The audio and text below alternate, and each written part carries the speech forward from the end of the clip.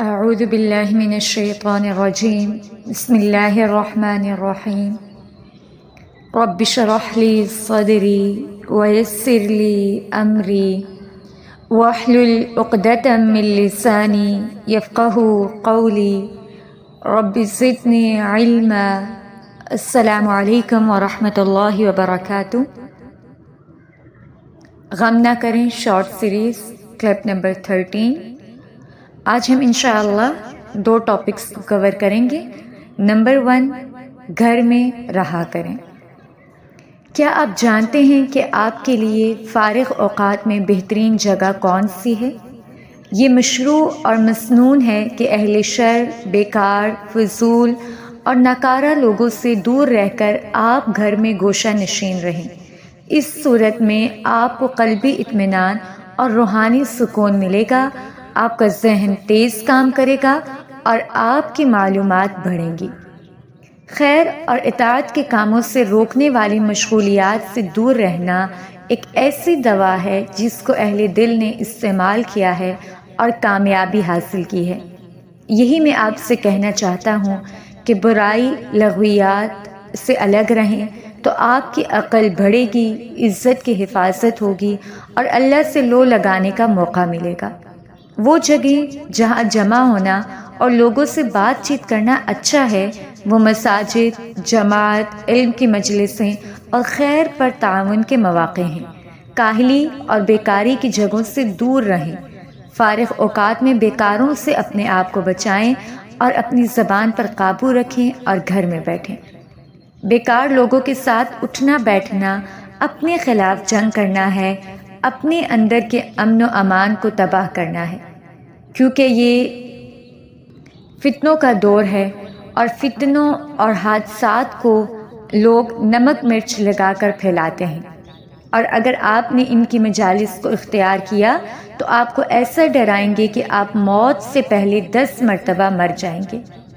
اللہ تعالیٰ انہی لوگوں کے بارے میں قرآن میں فرماتے ہیں، لَوْ خَرَجُوا فِيكُمْ مَا زَادُوكُمْ إِلَّا خَبَالًا، کہ اگر وہ تمہارے ساتھ نکلتے بھی تو وہ تمہارے لیے خرابی ہی بڑھاتے۔ تو مجھے امید ہے کہ آپ گھر میں بیٹھیں گے اور اپنی کام سے کام رکھیں گے۔ ہاں، اگر بھلی بات یا خیر کا کام ہو تو اس میں شریک ہوں۔ اگر آپ اس نصیحت پر عمل کرتے ہوئے ایسا کریں گے تو دل میں سکون ہوگا، وقت ضائع ہونے سے بچے گا، عمر برباد نہیں ہوگی، زبان غیبت سے بچے گی، کان بری بات نہیں سنیں گے اور نفس میں سوء ظن پیدا نہیں ہوگا۔ جو اس کا تجربہ کرے گا وہ ضرور جان لے گا۔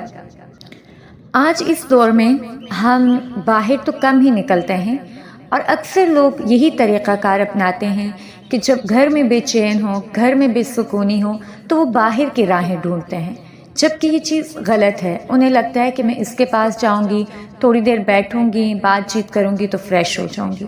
نہیں، جبکہ اگلا انسان آپ کے غم سنتا ہے، بجائے اس کے کچھ لوگ ایسے ہیں گنے چنے کہ جو اچھا آپ کو مشورہ دیتے ہیں اور تسلی دیتے ہیں، لیکن میجورٹی ان کا رویہ یہی ہوتا ہے، اوہ آپ تو بہت مظلوم ہیں، آپ تو بہت غم میں ہیں۔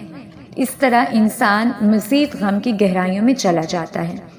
نمبر 2 طریقہ یہ ہے کہ اکثر جب ہم فری ہوتے ہیں تو ہم اسکرین ٹائم ہمارا بڑھ جاتا ہے۔ فری ہیں، okay, social media, Instagram, Twitter یا فیس بک یا اور کچھ نہیں تو واٹس ایپ پہ اسٹیٹس ہی دیکھ لیں۔ ان سے کیا ہوتا ہے؟ جب آپ دیکھتے ہیں کہ کسی نے کچھ ایسی چیز اپلوڈ کی ہے جو ایک برائٹ سین ہے تو آپ مزید پریشان ہو جاتے ہیں اور آپ سوچتے ہیں اس کی زندگی تو بہت مزے کی ہے، میری زندگی میں ہی مشکلات ہیں، اور ایسے آپ مزید نیگیٹو ہو جاتے ہیں۔ اور جتنا سوشل میڈیا یوز کرنے سے انسان نیگیٹو ہوتا ہے اتنا کسی اور چیز سے نہیں ہوتا۔ تو فری ٹائم میں آپ اچھا یوز کریں، فون کا بہت اچھا یوز ہے، آپ اچھی چیزیں دیکھیں اور اچھی چیزوں کو آپ سیکھیں، سکھائیں، لیکن انفلوئنسرز، ٹک ٹاکرز اور یہ جتنے بھی آج کے اس دور کے ایسے لوگ ہیں جن سے ہم بہت انفلوئنسڈ ہو چکے ہیں، پلیز آپ ان سے انفلوئنسڈ مت ہوں۔ یہ اپنی زندگی کا ایک برائٹ فیس دکھاتے ہیں اور ہر انسان کی زندگی کا ایک ڈارک فیس ہوتا ہے. پھر ہم لوگ بے وقوف بن جاتے ہیں اور ہمیں لگتا ہے کہ ان کی زندگی تو بہت خوبصورت ہے، اتنی کنٹریز میں جاتے ہیں، یہ کرتے ہیں وہ کرتے ہیں، ایک ہم ہی ہیں جو 4 دیواری کے اندر قید ہیں اور پھر مظلومیت کی ایک چادر اپنے اوپر اوڑھ لیتے ہیں. تو اس لیے کوشش کریں کہ اگر آپ کے پاس فری ٹائم ہے تو اپنے آپ کو بزی کریں اور اچھے کاموں میں، پہلے تو گھر میں رہیں اور اس کے بعد کوئی پروڈکٹیو کام کریں، گھر کا کوئی کام کر لیں یا کچھ بک ریڈنگ. یا ہر انسان کے انٹرسٹ ڈیفرنٹ ہوتے ہیں، لیکن ایسے انٹرسٹ بلڈ کریں جن کو کرنے کے بعد آپ میں پازیٹیوٹی آئی، آپ مزید نیگیٹو نہ ہوں. اگلا ٹاپک ہے صدمے پر نہیں، صدمے کے نتیجے پر نظر رکھیں. کبھی آپ کا نقصان ہو جاتا ہے، پسندیدہ چیزیں کھو جاتی ہیں، مگر ایسے وقتوں میں یاد رکھیے کہ اللہ تعالیٰ جو چیز بھی آپ سے لے گا اس کا بہترین بدلہ عنایت کرے گا اگر آپ صبر کریں گے اور ثواب کی امید رکھیں گے. حدیث قدسی ہے کہ جس شخص کی آنکھیں لے لی جائیں اور وہ صبر کرے تو میں ان کے بدلے اسے جنت دوں گا.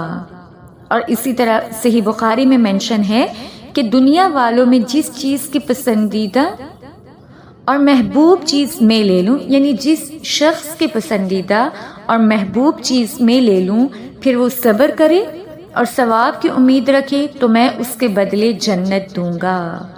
جو شخص بیٹے سے محروم ہو جائے اور صبر کرے تو اس کے لیے جنت میں بیت الحمد بنایا جاتا ہے. اس لیے کسی مصیبت پر بیکار غم نہ کریں. جس نے مصیبت مقدر کی ہے اس کے پاس جنت ہے، ثواب ہے اور اجر عظیم ہے.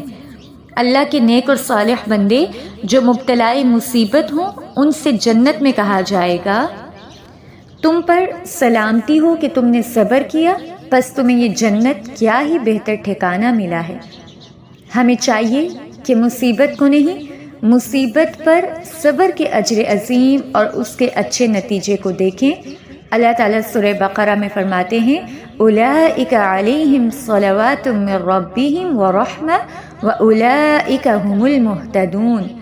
یہ وہ لوگ ہیں جن پر ان کے رب کی رحمتیں ہیں اور یہی ہدایت یافتہ ہیں.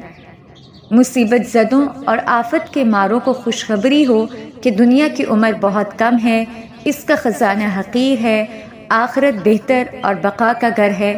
جسے یہاں مصیبت کا سامنا ہوا اسے وہاں بدلہ دیا جائے گا، جو یہاں تھکے گا وہ وہاں آرام پائے گا. رہے وہ جو دنیا سے چمٹے ہوئے ہیں، اس کے عاشق ہیں، انہیں دنوی عیش و آرام کا چھوٹ جانا بڑا شوق گزرتا ہے کیونکہ وہ بس دنیا کے طلبگار ہیں، اس لیے مصیبتیں انہیں بڑی لگتی ہیں. یہ مصائب سے سخت مضطرب ہوتے ہیں، وہ صرف اپنے پیروں کو دیکھتے ہیں جہاں بس دنیا فانی ہی دکھائی دیتی ہے. سو مصیبت زدو، جو کچھ بھی تم سے کھویا گیا ہے وہ بہت قیمتی ہو سکتا ہے مگر پھر بھی تم فائدے میں ہو. تمہارے پاس اللہ کا وہ پیغام ہے جس کا لفظ لطف و کرم، محبت اور ثواب اور حسن انتخاب ہے. اس لیے مصیبت زدہ کو وقتی صدمے پر نہیں، صدمے کے نتیجے پر نظر رکھنی چاہیے. ہر چیز کے 2 رخ ہوتے ہیں، کچھ سامنے سے بہتر تو کچھ اندر سے عمدہ ہوتے ہیں.